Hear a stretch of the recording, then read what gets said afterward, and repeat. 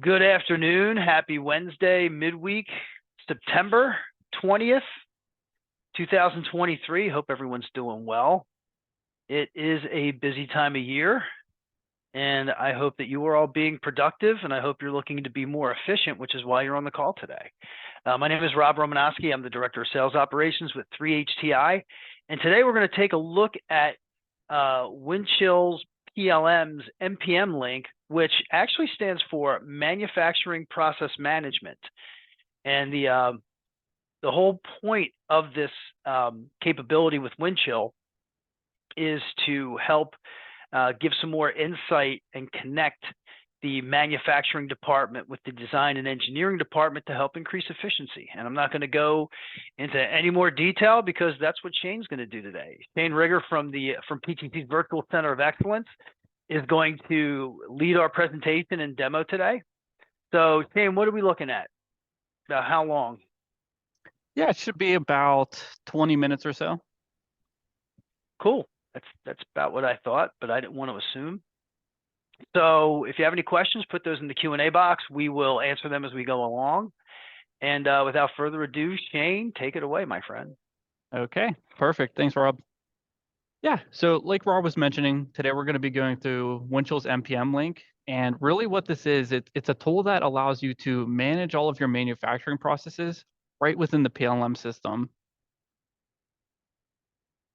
So let's take a look at some challenges in the industry around manufacturing processes. Firstly, it's typically with designing products, it can be a slow and manual process. So really what's happening is you have engineering and manufacturing, which can be siloed. So when engineering is completed, then you have your manufacturing, they can start. That's where that disconnect really happens. And that's where the slowdown in time to market can really be. And the teams involved in those design processes are disconnected. So there's a bit of a wall between the design group and that manufacturing group, which in turn oftentimes leads to information that's either incorrect, could be out of date, and of course that causes issues. And as I mentioned also, there's typically inconsistent data management or data translation between two teams that you have. And when you have to rework that information that late in your design cycle or in a product life cycle, it can become very expensive and of course very tedious because you're going back through that rework.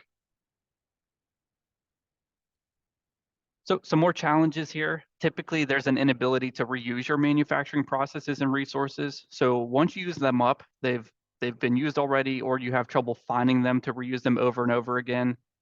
Then with that, there's typically missed deadlines because of poor data sharing processes, because you don't have that ability to standardize on anything. You have to redo it multiple times. That takes a lot more of the user's time, and that can lead to those missed deadlines as well. So with the extra time, it increases the manufacturing cost because of that miscommunication that we were talking about, or that barrier in between your design and manufacturing groups in those last minute design changes. So the solution to those challenges is going to be, again, with what we call Windchill's MPM Link. And it really has two different facets to it. So firstly, it gives that ability to transform your bill of materials from your engineering bill into that manufacturing bill. And what that does is it allows your manufacturing users to work in parallel as that design group is still designing their products.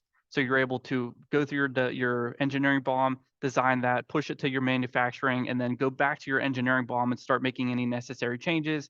And your manufacturing side will always have their MBOMs.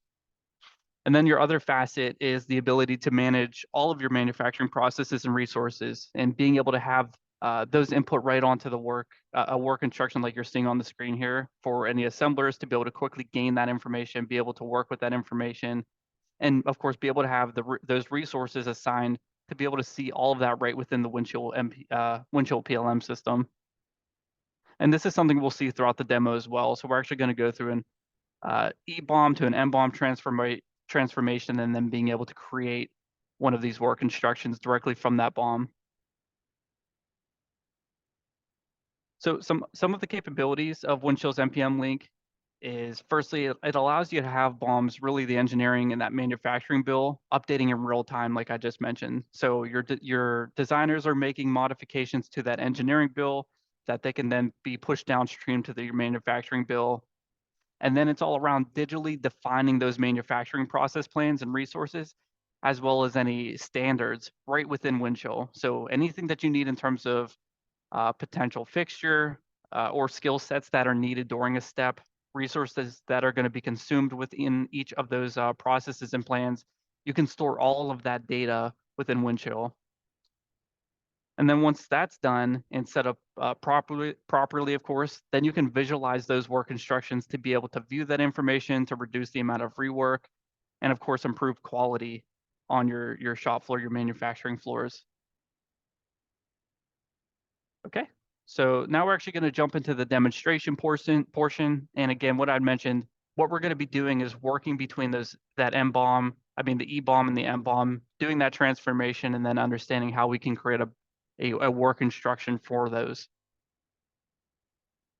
So in this case, all we're going to be doing is working our way to the product or the part or what we're wanting to make that work instruction for and view what we currently have. So in this case, we're going to our bill of materials, opening up that manufacturing view. Again, being able to have those two different views right within the system and then go down to the process plans for this. So opening up the process plans, this is what that would look like. This is where we're assigning all of those resources and being able to associate that information. So in this case, we can go ahead and generate our work instructions for this. It's going to pull up another tab. And this is going to allow you to see exactly what those instructions would look like, those work instructions would look like. And you can see it's going to be very well built out. You can see things such as the process which it belongs to, the operation labels, the descriptions that you're including, what things are being consumed, what resources are being consumed, really everything that's important during your work instruction. And again, it's all in the creation of those as well. So being able to work with your manufacturing BOM and create your work instructions is the goal here. And now that you've seen those work instructions, we can actually go through and, like I said, create them from scratch using MPM Link, and we can start to work backwards in this case. So we'll actually start from scratch. We'll perform that EBOM to MBOM transformation, allocate any of the allocate our process plans, and then all of the necessary resources to that process plans. So we'll go ahead into our manufacturing associative part structure browser, and this is going to come with MPM Link, and this is where we'll be able to make that transformation from our EBOM to our MBOM. So in this case, once we pull up this browser, we can see our design or our EBOM on the left-hand side. And now what we're going to do is actually start to create that MBOM. So on the right-hand side, of course, it's blank because we don't have anything. So in this case, what we'll do is we'll come in, add a new downstream branch, and you can see the downstream view is manufacturing in this case.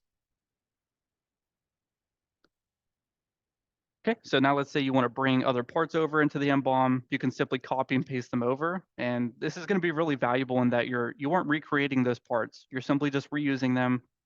And then you can also select on parts individually as well. So separately selecting on the connecting rod and piston assembly in this case, we're also going to paste that into that crank assembly.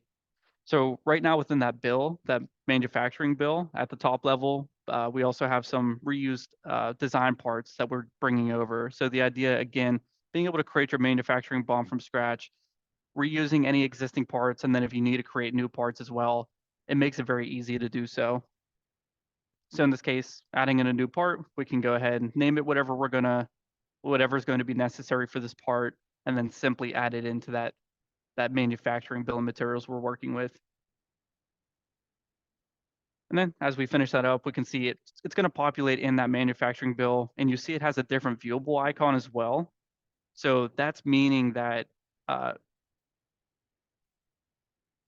that's that new part we're bringing in from scratch in this case. So now we can simply just add that new part in and again, associate it to what we're working with.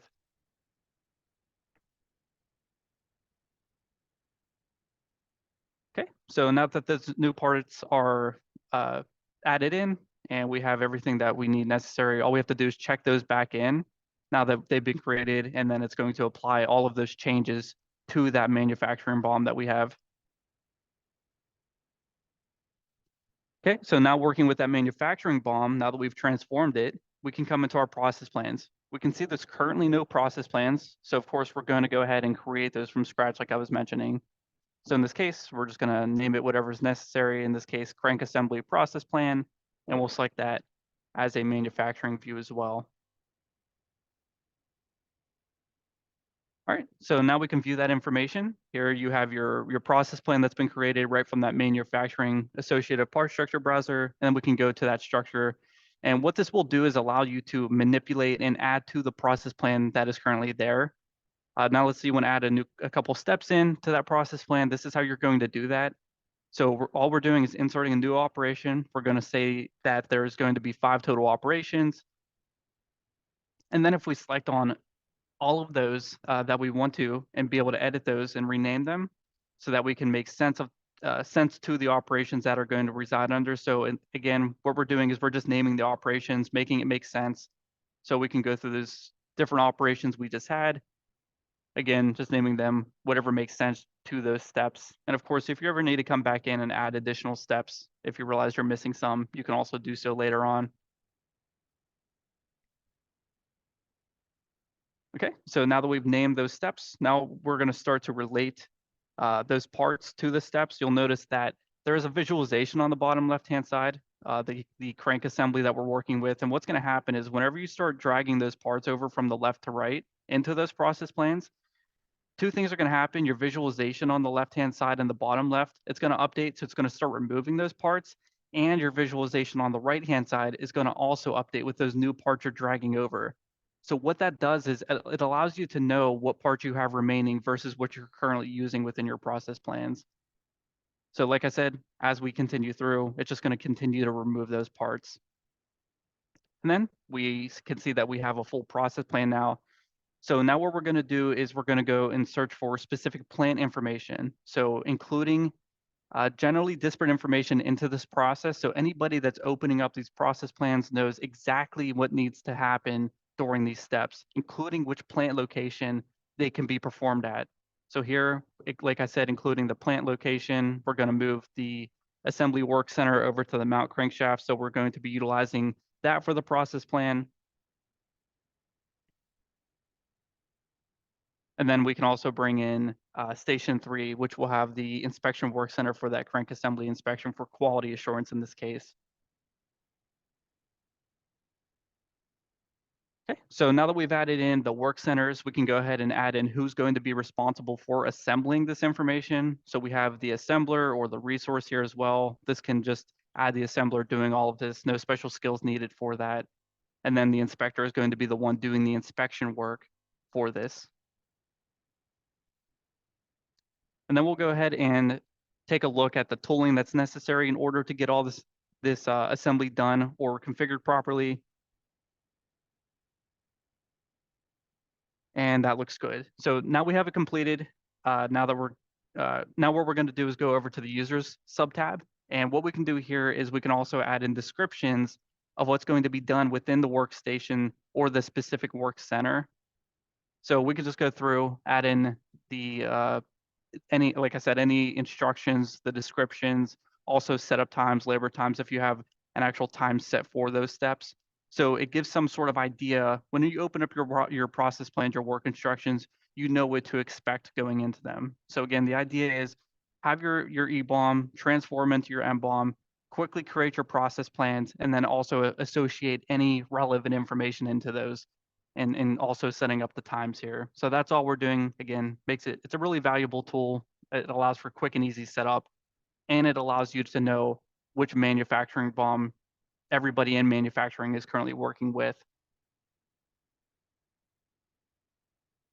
Okay, then finishing out the last couple of steps here. So now once we've made any necessary changes, again, all we're doing is simply checking those back in. So it's making sure that we're following the processes that we have set in Windchill. As you check out work, you check it back in, leave a comment, and then everybody can know what changes have happened. Okay, so now that we've checked that back in, now we can take a look at the playback here. So what the playback allows you to add in is visualizations for the specific steps. So we're going to mount the crankshaft and we can submit a publish job within Creo view so that we can go in and say that we want to create a new visualization for this. So all we're doing here is setting this up so that we can create a visualization that would be then viewed in that process plan. And we'll do that for the last couple here. So just going through the last 3 steps we have, submitting them as published jobs. And then, like I said, being able to open this up within Creo view.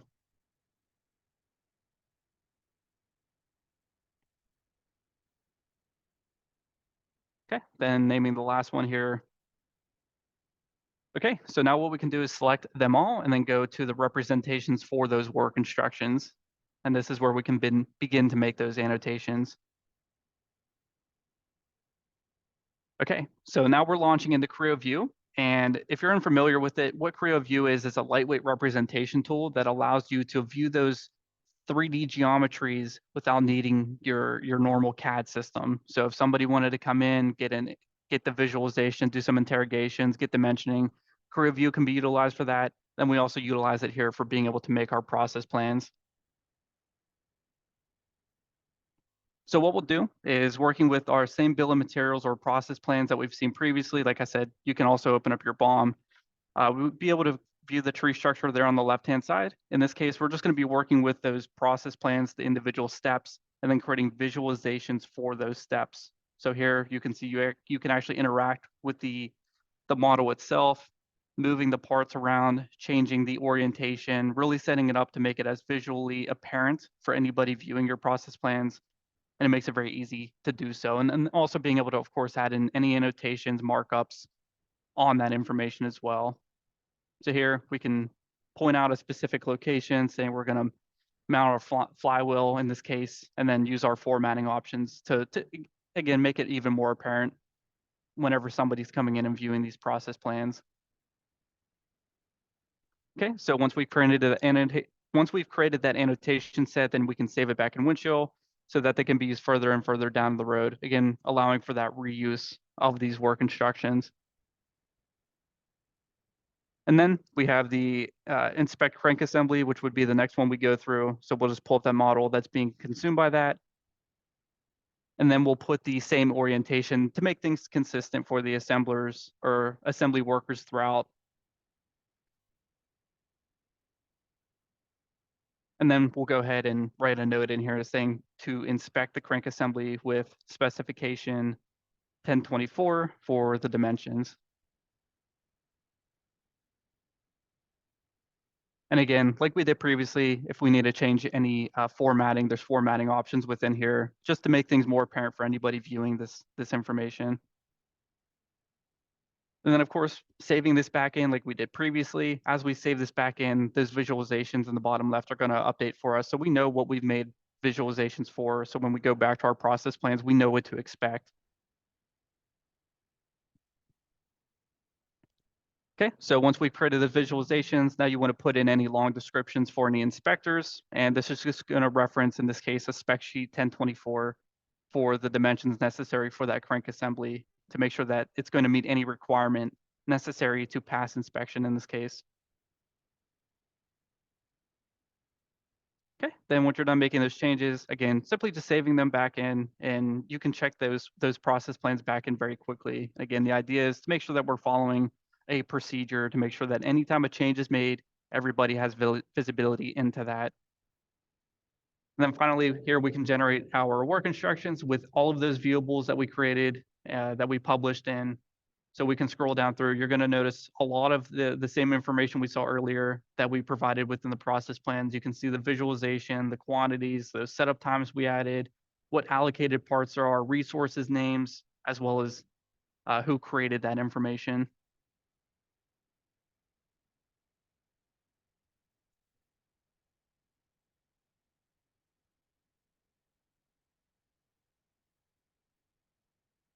Okay, and before we wrap up, I really want to talk about how this is going to bring value and really bring benefit to a lot of companies utilizing this. So firstly, it's providing a single globally accessible system to associate any design plan for your production and synchronize it with an ERP environment. So again, everything is one, everything's together on that single platform. And because you're doing it all within that PLM system, you have the ability to tie in your engineering bill and the manufacturing bill together. So there's no disjunct, there's no wall in between those groups.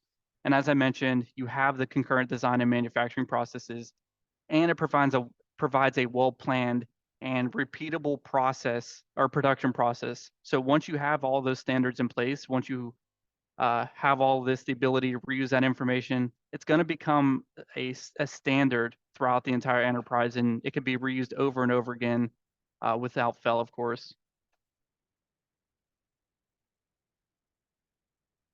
Okay, so that's all I had in terms of covering for our MPM link today.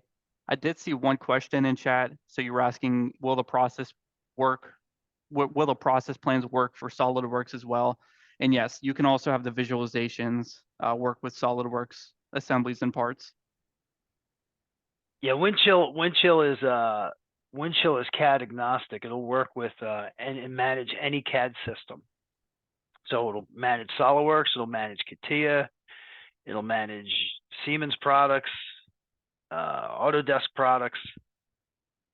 So it's ideal for any manufacturer that's using CAD and needs something beyond just data storage or data management. Windchill can also be used as data management, but it really excels as a PLM system. And also, if you're utilizing more than one CAD system, that's where Windchill really shines, because it's able to manage multiple CAD systems. So another question that just came in is, can work instructions show the toolpath playback for Creo NC models?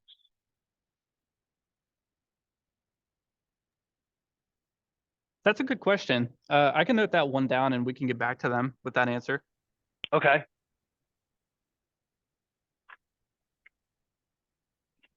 That's one we will get back to you on.